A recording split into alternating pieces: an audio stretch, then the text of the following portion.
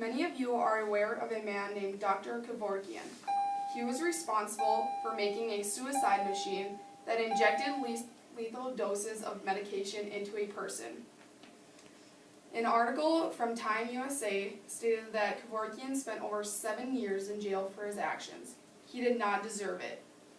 Dr. Kevorkian was a man who wanted to help people end their suffering. Could you imagine having to continue life when you have no will to stay alive? Kevorkian helped nearly 130 people end their pain and suffering.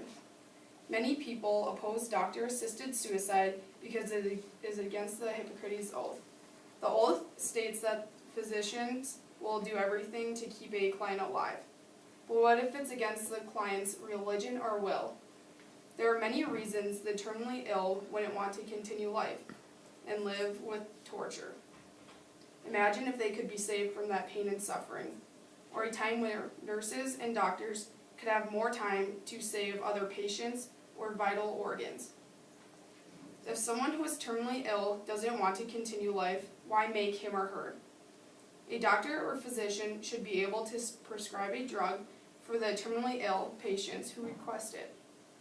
LiveScience.com states that many of those opposed believe doctor-assisted suicide will transfer from prescribing the drug to physically giving the drug by injection from a doctor or a nurse. If states who do not have doctor-assisted suicide, they could make it legal for the doctors or illegal for the doctors or physicians to give it themselves. It is inhumane to make them live a longer life full of pain and suffering. The pain and suffering can be put to a stop for the terminally ill. Every human has the freedom of life and their own will. If a patient wants a doctor or physician to help with their suicide, it should be legal. What if it's against their beliefs or will to die without their dignity?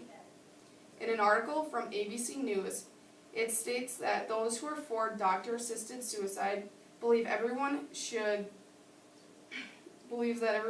deserves to die their own way. If their beliefs or religions guides them to death with dignity, they should be allowed to die their way. Think of the family members. They would be able to say goodbye instead of waiting for the day or the call to come. Making patients live with a fatal illness against their will is horrible, but having time to help and save other patients is phenomenal.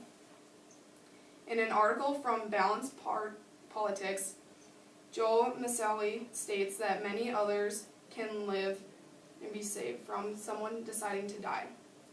Nurses and doctors can have more time to help other patients who need more attention and to those who want to continue life. Patients who are in critical need of more attention of doctors and nurses can be better helped. Why deny the needs of someone who needs and wants the care? Their life could improve from the choice of another not wanting to live a painful life. The time and attention of doctors and nurses can be better distributed. When doctors are able to distribute their time, they can help preserve lives and organs. Doctors would be able to preserve organs for those in critical need of a transplant. One organ donor can save 8 lives. That's 8 people who can live a better life because of another client's choice of suicide. The organs of patients who choose doctor-assisted suicide can be preserved and put to good use in a short period of time. There are many people who need to have an organ transplant and have to wait until an organ is available. Those who choose doctor-assisted suicide can help others live a better and happier life. Preserving organs means preserving life for others who want to continue. Saving lives, organs, and suffering is very important for all of those who are involved.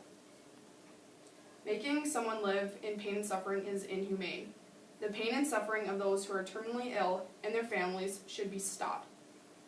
How could people argue when it benefits others as well, such as families, doctors, and for those in need of an organ transplant?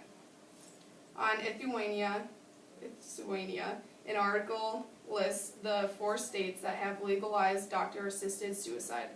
Those states include Montana, Oregon, Vermont, and Washington. Many other states have tried to legalize doctor-assisted suicide. and they should continue to try until they succeed. If someone is going to die and wants to speed up his or her death, it's their choice. But it doesn't only help the terminally ill, but the living as well.